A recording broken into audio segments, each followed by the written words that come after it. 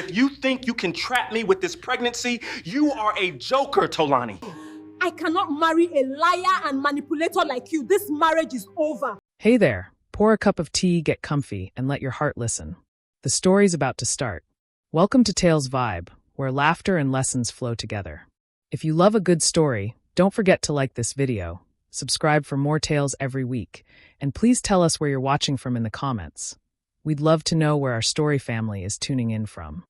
Tolani balanced the tray of champagne glasses on her palm and tried to steady her breathing. It was her first time working at an event this big in Lagos, and the crowd alone was enough to make any server nervous. She kept her eyes low, focusing on her steps, refusing to look at the smiling faces around her. She had almost reached the next table when the wedding host's voice boomed through the speakers. Please help us welcome our servers, especially Tolani. Her footsteps stopped. The tray trembled slightly in her hand. That name, her name, echoed louder than the music. Some guests turned their heads. A few smiled politely, expecting her to wave or bow. Tolani forced a small nod and tried to move again, but something pulled her attention toward the front of the hall. She looked up. Her heart dropped. Standing at the center of the stage in an expensive agbada, wearing the confident smile Lagos newspapers loved so much, was Dayo Adeyemi, the groom. The same man who once held her life in his hands. The same man whose voice had shaped her fear for years. And beside him was his new bride, Titi, glowing, unaware of the truth behind the smile Dayo showed the world. Tolani swallowed hard. She felt heat rise in her chest, not from anger but from shock. Of all weddings to work at in Lagos, it had to be his. She had promised herself she would avoid anything connected to him, any place he might appear, any face that reminded her of the life she escaped. But Lagos was small. Fate was stubborn. Tolani forced her legs to move. She shifted the tray to her other hand and kept her eyes low again. She told herself she could survive 3 hours. She needed the money. Her rent was due. Baby things were piling up. She could not afford to walk out. She didn't even think Dayo would see her. She wore a simple black server uniform. Her hair was tied back. She blended into the crowd. At least she thought she did. Tolani turned toward the next table, ready to pour drinks, when she felt a strange stillness in the hall. She looked up again and caught Dayo staring directly at her. His smile faded. His eyes widened, not with guilt, not with shame, but with something else she recognized too well. Control. Tolani's fingers tightened around the tray. The night had just begun, but she already knew one thing. Dayo wasn't going to ignore her. Tolani kept her eyes down, pretending to focus on the tray in her hand, but Dayo's stare followed her like a shadow. She forced herself to turn away, breathing slowly, reminding her body not to shake. As she stepped behind a pillar to catch her breath, memories she had pushed aside for months began to creep back, slow, sharp, and unwelcome. Before she ever carried a tray in her hand, she carried Dayo's secrets. She remembered the night they met. She had been working part-time at a tech event, taking registration. Dayo had walked in like he owned the world, and the moment he stopped at her desk, he smiled in a way that made her heart skip. He spoke gently, asked for her number, said he liked her calm spirit. Tolani was flattered. Men like him did not usually notice girls like her. At first, dating him felt like a dream. Expensive gifts, soft promises, private dinners in his penthouse. He told her she was special. He told her she was the only one who understood him. She believed him. But slowly things changed. It began with small corrections. Don't wear this, don't talk to that friend, don't go out without telling me. Then it grew into louder commands, block him, quit that job, delete that picture. And when she questioned anything, his face would harden. Don't make me upset, Tolani. You know I don't like stress. That line became his shield. And her cage. He never hit her, but his words cut deeper than any slap. He called her ungrateful, emotional, scattered. Each insult sank into her heart until she stopped recognizing herself. She hid their relationship from everyone because he said people would misinterpret it. Tolani didn't know he was preparing her to be invisible. The turning point came the night she told him she was pregnant. She expected surprise, maybe confusion, maybe even joy. But he stood up so fast his chair hit the floor. A baby? Now. Do you want to destroy everything I've worked for? She tried to explain. She told him she thought they were building something real. He looked at her like she was foolish. You're not keeping it. And you're not telling anybody. This will not scatter my reputation. When she refused, he told her to pack her things. There was no argument, no softness, just a cold order. Tolani left his penthouse with one small bag and a heart full of fear. Now, standing at his wedding, she understood something clearly. Dayo did not expect her to survive without him. And that was exactly why she needed to. Tolani stepped back into the hall, steadying the tray in her hand. She forced her mind into the present, but the memories still clung to her like smoke. The moment Dayo's eyes met hers again, she looked away quickly, pretending to adjust a glass. She couldn't let him see how much power he once had over her. Not anymore. As she moved between the tables, her free hand rested lightly over her lower stomach, almost without thinking. That tiny life was the reason everything changed. The reason she left. The reason she was here tonight, working instead of hiding. She remembered the exact moment she found out she was pregnant. It had been a quiet morning in her small apartment. She sat on the edge of her bed, staring at the test strip, waiting for the line to appear. When it did, her heartbeat soared and sank at the same time. She touched her stomach gently, overwhelmed. A child. Her child. A new beginning, she thought. She wanted to tell Dayo in person, hoping he would see the good in it. She entered his penthouse that night with a small smile, holding the test in her bag. But the moment she shared the news, the room shifted. He didn't sit. He didn't breathe. He only stared. "What did you just say?" he asked, voice flat. Tolani repeated it, softer this time. His reaction was instant. He raised his voice, not in shock but in anger. He spoke about his image, his plans, his public reputation. Not once did he ask how she felt. Not once did he touch her hand. Instead, he accused her of wanting to trap him. "Do you know who I am?" he shouted. "You can't bring problems into my life.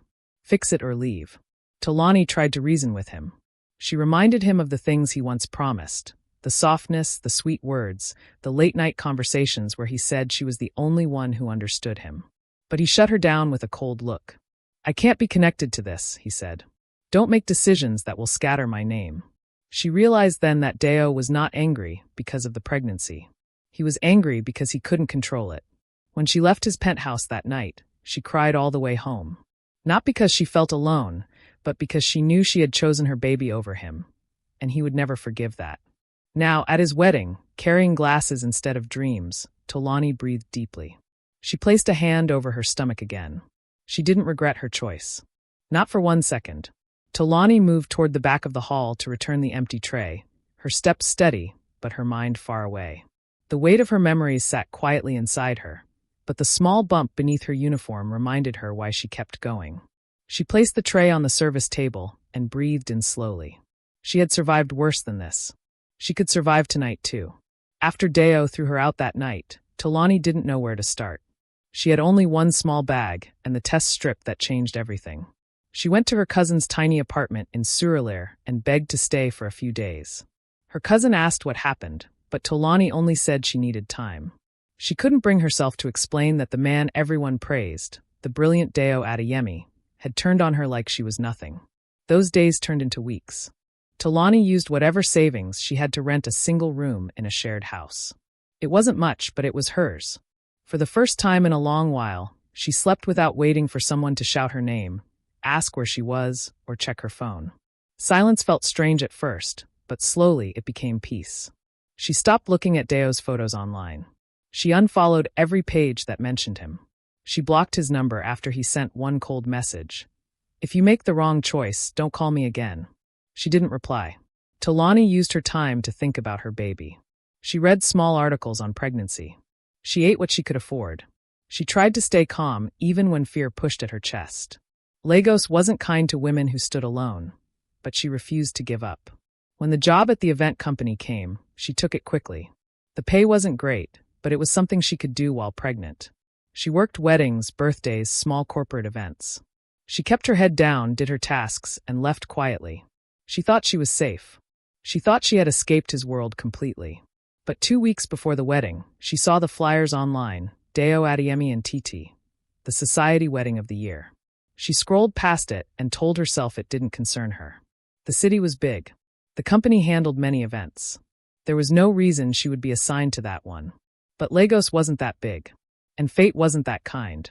So here she was, standing in a hall she never planned to enter, staring at the man she never wanted to face again. Tolani straightened her back and picked up another tray. She had escaped before. She could face him now, at least until the night ended. Tolani carried the fresh tray of champagne toward the VIP section, reminding herself to stay focused. She had already made it through half of the event without any direct trouble from Dayo. If she could just avoid his gaze till the end, she would walk out with her pay and her peace. But peace, where Dayo was involved, never lasted long. As she approached the table closest to the stage, a sudden shift in the room made her pause. The music faded slowly, replaced by a familiar voice, smooth, controlled, and too confident for its own good. "Ladies and gentlemen," Dayo said, tapping the microphone lightly. Tolani's stomach tightened. She kept walking, pretending not to hear, but her heart beat faster with every step. "It's good to see all our friends and family here tonight," Dayo continued. "But before we continue, I'd like to acknowledge someone special." Tolani froze mid-step. "No, not here. Not now." She lowered her head, hoping he wasn't talking about her. But inside her, she already knew he was.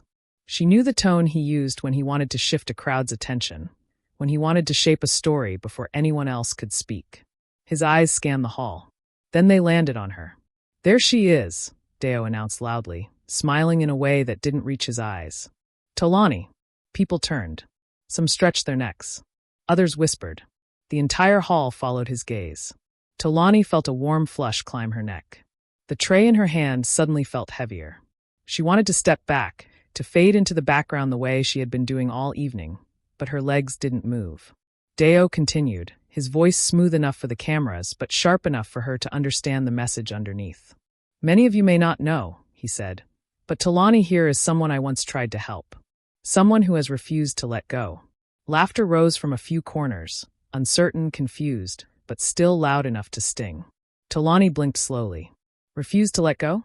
She had spent months trying to escape him, and now he was turning her into a desperate hanger-on in front of hundreds of people. She saw Titi glance at her with slight confusion, not understanding what was happening. Malik, the planner, stood at the side of the hall watching carefully, sensing tension but unable to interfere yet. Tolani swallowed and kept her grip steady. She wanted to walk away, but Dayo wasn't done. "With all the stress of planning a wedding," he added lightly, "some people find it hard to move on. But we wish her well." The hall chuckled softly. Tolani didn't move. She didn't speak. She simply stood there, tray in hand, facing the man who once controlled her life, realizing he was still trying to do it. The night was shifting, and Tolani knew deep down. This was only the beginning. Tolani stood rooted to the spot, the tray still balanced in her hand, as the soft laughter in the hall faded into murmurs. She didn't look at Dayo again. She didn't trust what her face would show. All she wanted was to step aside quietly and continue her work. But before she could make the slightest move, she heard him say, "Tolani, come forward." It wasn't a request. It was the same command he used to give in private, low, firm, and made to sound harmless to everyone else. Tolani hesitated. Her feet felt locked to the ground. She didn't want to go near him, not with so many eyes watching, not when she knew he was trying to control the story before she even understood his plan. Malik, watching from the side, took a step as if he wanted to help her, but she gave a small shake of her head. She didn't want to draw more attention. With slow steps, Tolani approached the stage. The hall quieted as she walked. Her uniform felt tighter, her breathing shorter, but she kept her face calm. She had survived worse than this. When she reached the front, Dayo leaned slightly forward, still smiling for the cameras. "Tolani," he said, loud enough for everyone to hear. "Since you're here, let's clear things up. People need to know you're not part of my life anymore. This situation is just you holding on." Tolani clenched her jaw, but said nothing. She didn't trust her voice. Then Dayo's eyes dropped down, toward her stomach. Before she realized his intention, he reached out and grabbed the neckline of her dress. Tolani gasped. "No, Dayo, stop." But it was too late. With one hard pull, he tore the front of her dress open from the seam. The sound of ripping fabric cut through the hall. The tray slipped from her hand and hit the floor, glasses shattering around her feet. A loud wave of gasps filled the room. Her small, rounded belly, still not very big, but clear enough to see, was exposed to everyone. Phones raised instantly. Cameras flashed.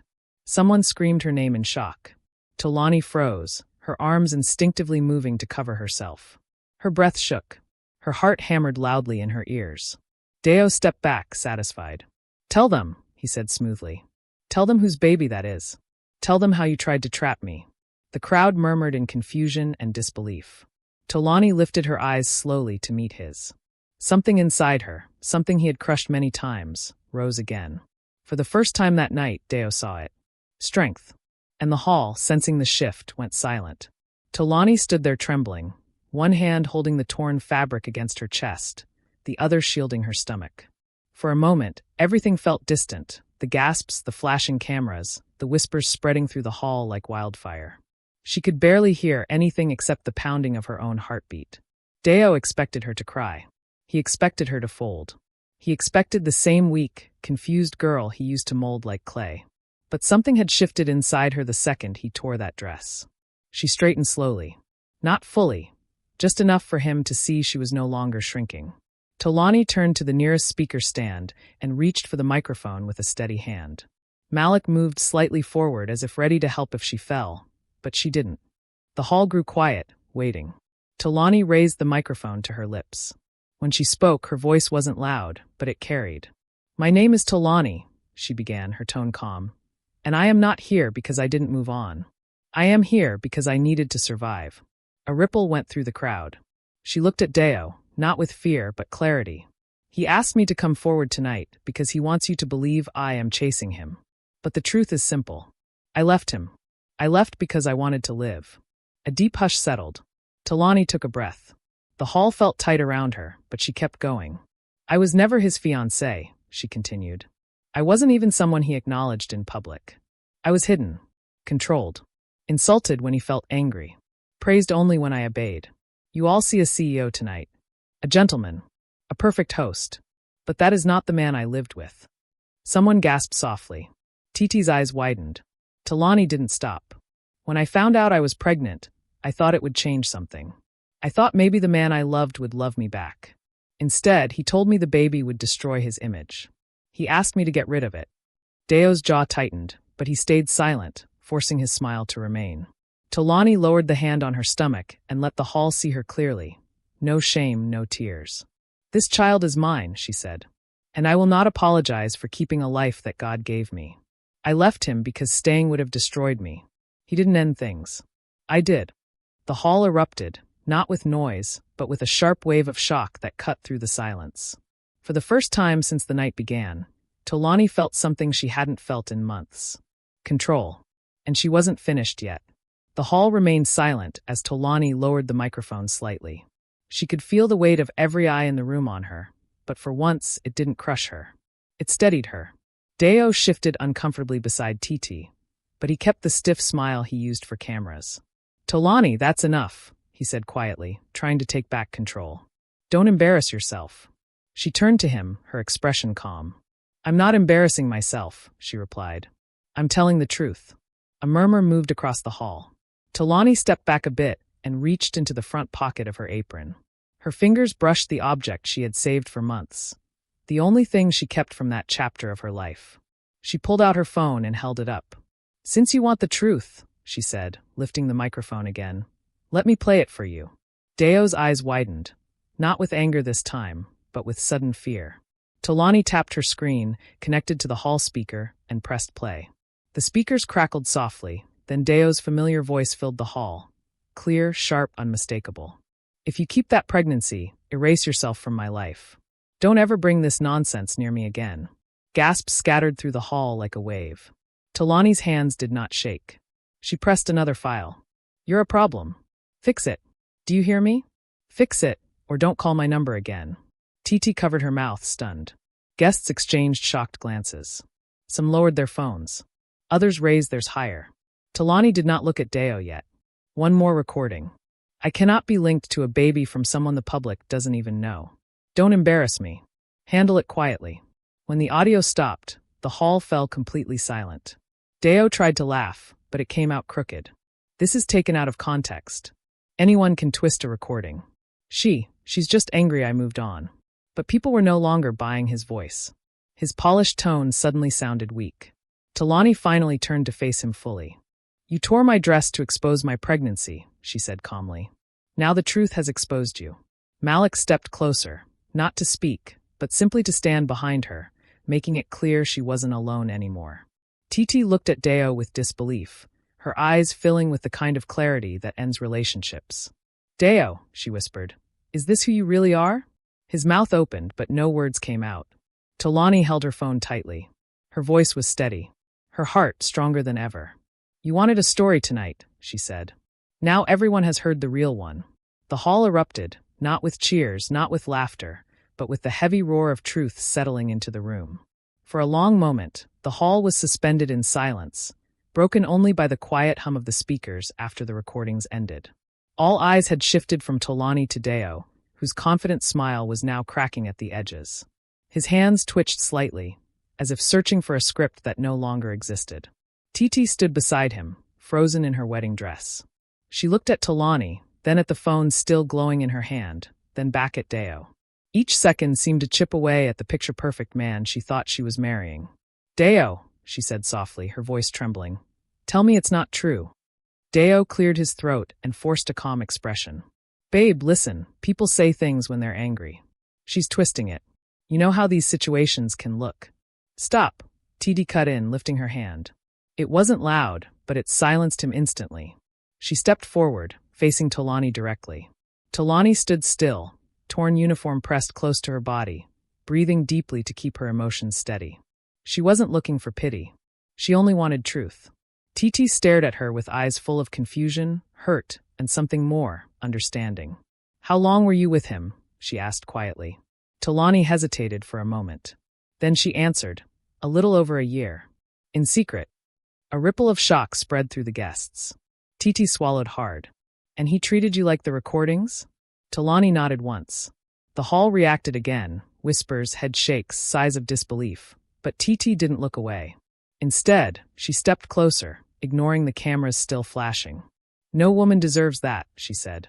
Then, to everyone's surprise, Titi reached behind her neck, unclasped her long wedding cape, white silk embroidered with gold, and walked toward Tolani.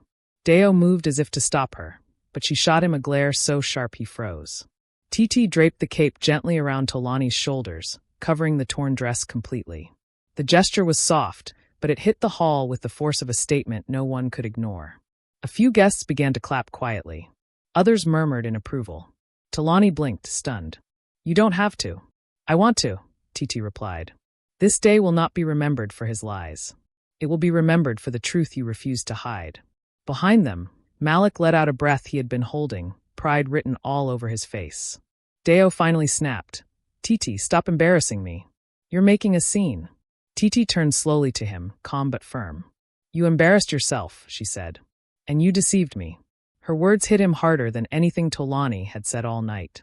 As Titi stepped back to stand beside Tolani, shoulders squared, the hall felt the shift completely. The bride was no longer standing with her groom. She was standing with the truth. The hall felt different now. Heavy, tense, yet strangely clear. The moment Titi stepped away from Dayo and stood beside Tolani, something inside the crowd shifted. People who once smiled politely at the groom now avoided his eyes. Others whispered openly, shaking their heads as they replayed the recordings in their minds. Dayo tried to regain control. Everybody calm down, he said, forcing a smile that wobbled. Let's not jump to conclusions. But no one was listening.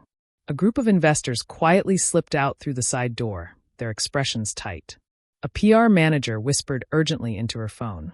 One of Dayo's close associates simply walked out without looking back. His empire was cracking in real time. Tolani watched it all quietly. Not with joy, not with spite, just a deep sense of release. For months, she had carried pain alone. Tonight, the truth finally carried itself. Malik came to her side. Are you okay? He asked softly. Tolani nodded, though her eyes still glistened. I will be. The tension in the hall grew as Dayo attempted another explanation. But Titi stepped forward before he could speak. This wedding cannot continue, she announced. The murmurs rose instantly. Dayo grabbed her arm, panicking. Titi, don't do this. Not here. She pulled her arm back. No, I won't marry a liar. And I won't join myself to someone who treats women like they're disposable. Her voice rang out clearly, sending another wave through the hall. Dayo stood frozen, his confidence finally gone. Tolani felt a sudden urge to step outside, away from the heat of attention. Malik seemed to sense this and guided her gently toward the exit. Titi gave her one last nod, one woman to another, before Tolani walked out. The moment she stepped outside, the air felt new. Fresh. Free. Tolani pressed a hand to her stomach. For the first time in months, she wasn't thinking about survival. She was thinking about the future. In the weeks that followed, everything changed. The recordings leaked online. Headlines spread across Nigeria. Tech CEO exposed for abusing pregnant girlfriend. Society wedding explodes into scandal. Brands distance themselves. His board removed him. Dayo's perfect image shattered. Meanwhile, Tolani slowly rebuilt her life. With encouragement from Malik and Titi, she started a support network for women escaping abusive partners. She called it Rising Mothers. It grew quicker than she expected. Messages from women across Lagos, then across the country. 1 year later, Tolani sat in a small office decorated with donated baby items. Her little girl slept peacefully in her arms. A reporter asked, "What would you say is your biggest lesson?" Tolani smiled gently. "The man who tried to break me ended up freeing me," she said. "I rose because he pushed me down, but I didn't stay there." Her daughter stirred softly, as if agreeing. Tolani held her close. This time, she was rising on her own terms. And that's the end of today's tale. We hope it brought a smile, a thought, or a little bit of magic to your day. If you enjoyed this story, please like the video, subscribe to Tales Vibe for more weekly tales, and tell us in the comments where you're watching from. We love hearing from our story family all around the world. Until next time, keep your heart open, your imagination alive, and remember, laughter and lessons always go hand in hand. See you in the next story.